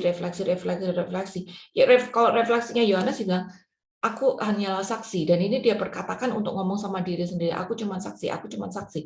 Ini sebenarnya perkataan yang untuk ngomong sendiri, diri sendiri. Nah, kita pun juga harus punya perkataan yang ngomong sama diri sendiri. Aku cuma saksi, aku cuma saksi. Atau Roh Allah jadi pilot di dalam hidupku. Roh Allah jadi pilot dalam hidupku. Jadi kalau ada sesuatu yang tidak enak, itu tuh udah nempel gitu loh. Moto itu tuh udah nempel di dalam kehidupan kita. Jadi istilahnya kita tuh nggak bablas. Emosi pasti masih tetap ada ya. Kita human. Emosi pasti masih tetap ada. Tapi emosi itu bahasa rohaninya penguasaan diri. Buah roh yang ke-9. Nah, emosi itu bisa terkontrol. Kenapa? Karena moto aku adalah saksi atau moto Allah ada di dalam hatiku itu udah nempel gitu. Itu udah nempel. Ya itu aja sih. Nggak ada resep khusus, nggak ada resep khusus. Ya cuman mendalami firman, menghidupi firman itu terlebih penting lagi. Lalu ya biar Allah benar-benar menjadi pilot. Karena kejadian-kejadian itu nggak bisa kita kontrol loh. Semuanya ada di luar kita loh. Tapi satu hal yang bisa kita kontrol, emosi kita ini tadi, hati kita sendiri gitu. Bagaimana bereaksi. Jadi itu biar jadi moto kita, walaupun di kili setiap hari kita bisa udah deh, ngadem dulu deh, fokus sama hal yang lain dulu aja deh. Aku ngalamin ini dulu semalam sebelum tidur tuh jam 12 malam. Aduh, aku juga ngalamin gitu. Terus aku untungnya ya, aku tuh punya beberapa teman, kita berempat jadi kayak komsel kecil gitu yang nggak selalu rutin ketemu, tapi setiap kali ada yang muntah kita bisa muntah di situ apapun, dan itu cukup membantu. 4 orang itu cukup membantu gitu, kita muntah semua di situ, at least udah legaan ya. Jadi aku udah nggak terfokus pada orang yang kili-kili itu tadi, aku udah muntah di situ, aku udah ditenangin, aku udah lega, jadi aku balik lagi responnya udah bisa baik. Nggak ada resep khusus, itu doang sih. Thank you, Sila. Ini ada pertanyaan dari Pak Frans. Silakan Pak Frans. Pertanyaannya di-unmute, Pak Frans. Di-unmute dulu, Pak. Terima kasih. Ya, baik. Aku pengen sharing dengan Bu Sela nih, mungkin minta resep lah. Ini dulu ya, tapi sekarang kita udah bubaran lantaran teman-teman pada berhenti kerja, kembali ke kampung. Jadi dulu kita ada komunitas kira-kira sekitar 10 orang. Komunitas keluarga pindah-pindah ke rumah-rumah komunitasnya. Cerita firman. Nah, saya ini tipe orang yang dibilang usil lah. Ya. Dalam hal sudah sharing kesaksian itu, ada teman, kesaksian dalam pikiran saya bilang ini bukan saksian nih, show off nih. Ya enggak? Lantaran kenapa? Terkesan bagi saya dia dalam kesaksian itu menunjukkan bahwa dia privilege di mata Tuhan. Jadi sampai hal-hal menurut saya secara common sense saja kita lihat itu hal terjadi seperti itu. Ya nggak usah libatkan bahwa itu Tuhan menghajar, Tuhan mengingatkan gitu. Misalnya contoh, tiba-tiba dia merasa dalam 1 minggu itu kok dia merasa sesuatu kesulitan bagi dia ya.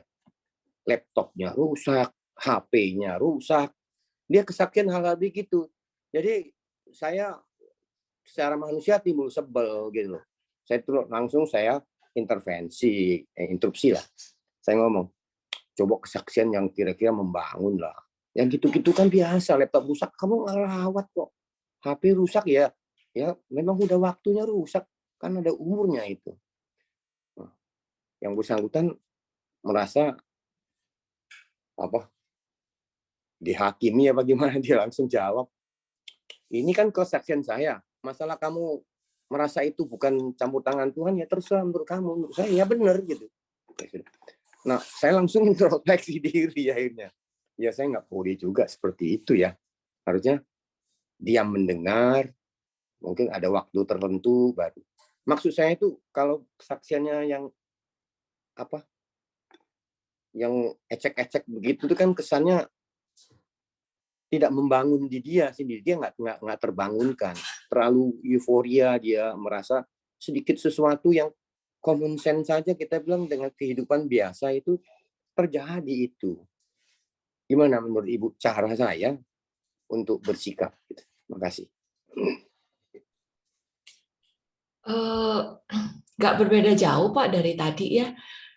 Tadi satu poin juga kita udah bahas bahwa salah satu cara agar kita bisa makin rendah adalah kita sabar sama proses orang lain dan proses diri sendiri juga. Intinya setiap orang yang masih nginjek di bumi ini sedang berproses. Yes, saya tahu ada beberapa orang yang kalau ngomong itu menimbulkan kesan seperti itu. Tapi dia juga sedang mengalami prosesnya sendiri. Mungkin kalau momennya lagi enak, kita bisa ngomong sama dia kayak yang dilakukan Bapak. Tapi bisa jadi responnya dia juga yang tidak seperti diharapkan seperti itu. Intinya, kalau kita mau ngomongin sama orang, motivasi hati itu jangan mengkritik atau apalagi memojokkan. Tapi motivasi hati itu dengan kasih. Untuk benar-benar dengan kasih, untuk membuat dia menjadi lebih baik. Tapi kadang-kadang walaupun ngomongin orang dengan motivasi kasih agar dia menjadi lebih baik, yang sono kadang terimanya juga nggak enak loh. Yang sono juga bisa terimanya nggak enak kan gitu, merasa dihakimi, merasa dikritik gitu. Padahal maksud kita baik, tetapi sana responnya nggak enak. Ya udah, bagian kita sampai di situ, titik. Dan habis itu kita belajar lagi untuk berproses, kita belajar lagi untuk sabar akan prosesnya dia, sama prosesnya kita sendiri. Dan sebetulnya bagian terbesar yang harus kita ubah itu adalah diri sendiri dulu. Bagian terbesar kita adalah mengubah diri sendiri. Kita nggak bisa mengubah orang lain. Aduh Bapak, kadang aku juga gregetan loh sama orang. Gregetan sama orang, aduh apalagi sama orang-orang deket ya. Kalau bisa itu kayaknya pengen tangan itu aku masukin ke dalam hatinya dia, aku remet-remet gitu ya. Aku remet-remet biar dia berubah. Aduh ngerti kenapa sih gitu loh. Ngerti kenapa sih gitu kejadiannya kayak gini. Ngerti nggak sih kayak gini gitu, punya hikmat dikit kenapa sih. Kadang-kadang aku juga ngerasa gemes gitu ya. Tapi aku nggak bisa lakukan itu. Aku nggak bisa melakukan itu. Yang aku bisa lakukan cuma ngomongin dia baik-baik. Syukur kalau diterima. Kalau nggak diterima, berarti prosesku harus lebih sabar lagi.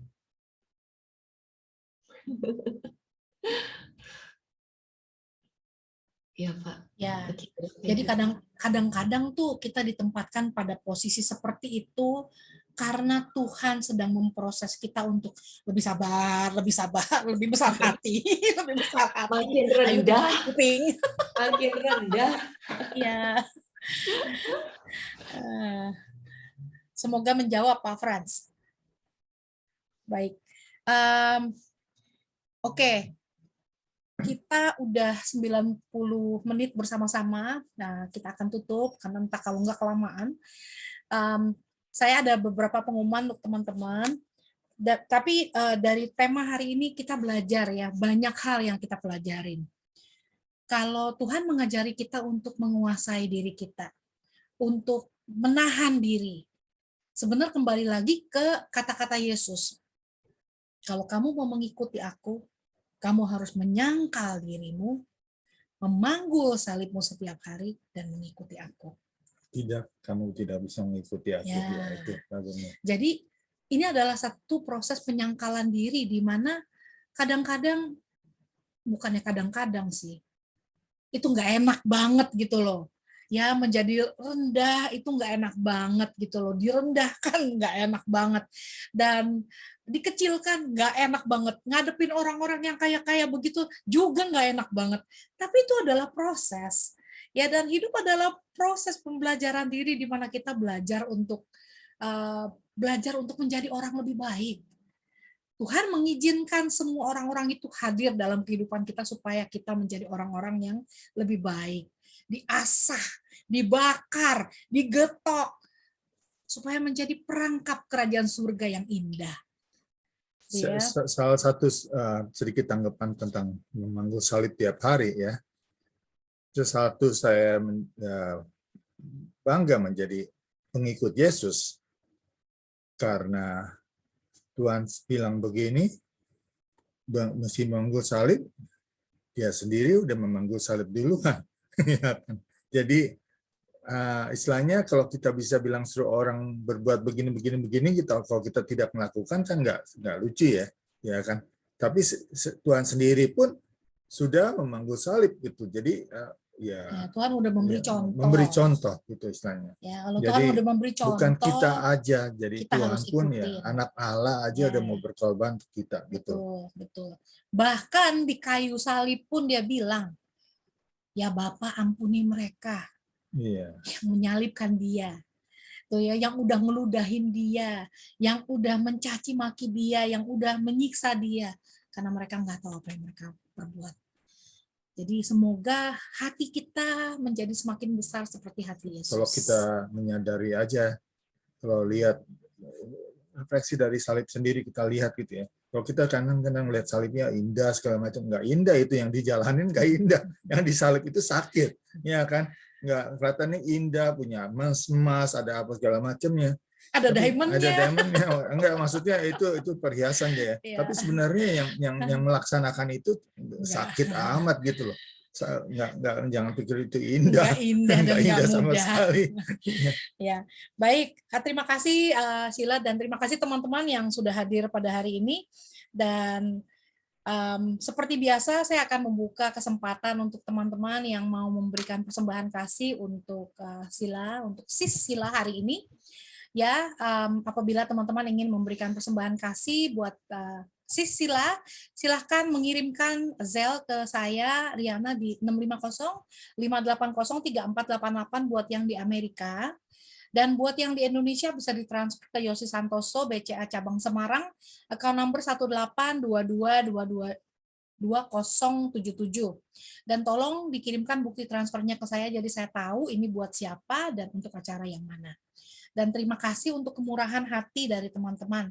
Acara ini nggak bisa berlangsung tanpa support dari teman-teman, karena 100% yang kita dapat semua untuk narasumber yang kita undang dan yang mau bersedia hadir untuk mengajar kita. Dan terima kasih untuk kebaikan hatinya. Dan satu pengumuman lagi, ini setelah kita bawa dalam doa selama berbulan-bulan dan akhirnya Tuhan bukain kita jalan. Kita dari PDK Maria Bunda Allah, kita punya kesempatan untuk belajar bersama-sama dari teman-teman dan guru-guru pilihan di Sekinah Jakarta. Jadi kita akan memulai kursus evangelisasi pribadi atau CAP USA yang pertama. Dan judulnya, tema yang kita ambil dari Efesus 1:14, kalau kita sudah dipilih dari semenjak kita ada di kandungan ibu kita. Jadi kita masing-masing udah dipilih sama Tuhan. Dan problemnya adalah kita mau menjawab panggilan Tuhan apa enggak. Tuh loh. Ya, banyak orang Katolik yang menjadi Katolik hanya sekedar Katolik, datang ke gereja, ya ikut misa, udah nggak pernah mau belajar tentang iman kekatolikan. Dan program ini memang program agak panjang karena kita ngadainnya seminggu sekali. Jadi setiap Kamis jam 5 sampai jam 7 malam waktu Pacific Time, atau jam 8 sampai jam 10 Eastern Time, mulai dari tanggal 13 Oktober sampai akhir Mei tahun 2023. Jadi sekitar ada 30-an minggu yang kita belajar bersama-sama. Dan di Indonesia hari Jumat pagi jam 7 sampai jam 9 pagi, mulai dari tanggal 14 Oktober sampai akhir bulan Mei. Dan biaya pendaftaran $50 untuk peserta di Amerika dan Kanada, $150.000 untuk peserta di Indonesia. Dan untuk pendaftaran, silakan menghubungi saya atau boleh menghubungi Evelyn Litya di Indonesia. Kontaknya semua ada di flyer. Jadi tolong menghubungi kita, dan pendaftaran kita akan buka sampai akhir September 2022, beberapa minggu ini. Dan atau sampai kita mencapai peserta 50 orang. Kita nggak akan lebih dari peserta sekian. Jadi setelah 50, kita akan tutup pendaftaran. Dan saya akan kasih pengumuman kita tutup pendaftaran. Dan semoga teman-teman terpanggil untuk ikutan belajar bersama. Akan menjadi satu pelajaran yang luar biasa karena kenapa banyak sharingnya. Dan kita semua banyak pengalaman yang luar biasa yang Tuhan berikan yang kita bisa sharingkan bersama-sama. Dan pertanyaan apa-apa silakan menghubungi saya setelah acara nanti. Dan acara selanjutnya adalah hari yang sama, Jumat depan waktu Amerika, Sabtu pagi waktu Indonesia, bersama-sama dengan Tanti Tutang yang akan membicarakan tentang the influencer. Siapa orang-orang di sekitar kita yang mempengaruhi kita? Apakah influencernya Tuhan ataukah orang-orang di sekitar kita yang lain? Akan menjadi topik yang menarik dan kita pasti banyak belajar dari Citanti yang udah begitu banyak pengalaman seniornya dan mungkin teman-teman sekomunitasnya Sila juga. Dan terima kasih untuk kebersamaan teman-teman. Sampai berjumpa nanti minggu depan dan sebagai doa penutup mari kita sama-sama kita berdoa bersama. Saya mau minta tolong Sila nih yang mimpin doa nih. Saya belum pernah dengar doanya Sila. Boleh nggak Sila untuk mimpin doa penutup? Oke, yuk mari Bapak dan Ibu, teman-teman kita tundukkan kepala, kita satukan hati dan pikiran kita, dan kita buat tanda kemenangan Kristus. Dalam nama Bapa dan Putra dan Roh Kudus. Amin. Bapa dalam surga, tak henti-hentinya Bapa kami mengucap syukur akan Engkau Bapa. Terima kasih Bapa karena kami tahu Bapa, Engkau sendiri yang telah membimbing kami untuk hadir dalam persekutuan hari ini Bapa. Kami tahu Bapa, di dalam kehidupan sering kami lalai Bapa. Sering kami juga terfokus hanya pada diri sendiri Bapa. Sering kami kecewa dan marah dengan keadaan. Tetapi hari ini Bapa, Engkau mengingatkan kami untuk kembali belajar melepaskan ego dari diri sendiri. Untuk berani menjadi lebih rendah dan meninggikan Engkau Bapa. Untuk ingat bahwa kami hanyalah seorang hamba, keledai yang membawa Engkau masuk Bapa. Bapa, terima kasih Bapa untuk firman yang telah Kau bagikan pada hari ini Bapa. Kami percaya firman-Mu tidak akan kembali dengan sia-sia, tapi biar firman itu Bapa selalu tertancap kuat di dalam hati kami dan terutama mengubah kehidupan kami Bapa, sehingga kami boleh menjadi saksi-saksi-Mu yang makin dewasa, makin hanya puas hanya dengan melakukan apa yang Kau kehendaki saja Bapa. Bapa, Engkau juga tahu Bapa setiap kelemahan di dalam kehidupan kami Bapa. Kedagingan kami masih kuat Bapa. Maka kami mohon rahmat daripada-Mu Bapa, agar Roh Kudus-Mu Bapa tak henti-hentinya berkarya mengingatkan kami Bapa. Karena kami tahu lewat suara-Mu Bapa, suara yang menghidupkan Bapa, kami boleh mengalami sebuah kebangkitan. Dan biarkan roh kami boleh berkobar-kobar terus Bapa, bersama dengan Roh-Mu yang hidup di dalam kehidupan kami. Biarkan Engkau sendiri Bapa yang menjadi pilot di dalam kehidupan kami, dan biarkan di dalam proses kehidupan ini Bapa, kami pun juga boleh semakin mematikan diri sendiri, menyangkal diri sendiri, sehingga kami boleh menjadi saksi-saksi-Mu yang hidup, yang menyuarakan tentang Engkau, yang membawa damai, yang membawa sukacita, yang memberikan harapan, yang menjadi bunga di setiap tempat di mana Engkau telah menanam kami Bapa. Kami mau meninggikan nama-Mu Bapa di setiap aspek kehidupan kami. Terima kasih Bapa dalam surga, di dalam nama Tuhan Yesus kami berdoa, memohon dan juga mengucap syukur. Amin. Dalam nama Bapa dan Putra dan Roh Kudus. Amin. Terima kasih, Tuhan memberkati Sila dan keluarga. Terima kasih Sila. Ya. Thank you. Sampai ketemu lagi nanti. Sampai ketemu. Sampai ketemu lagi nanti. Terima kasih. Ya. Oke, thank you semuanya. Sampai ketemu minggu depan ya. Bye ya. Satu weekend. Terima kasih. Ya, thank you. Sampai ketemu di Amerika Sila. Bye. Dah.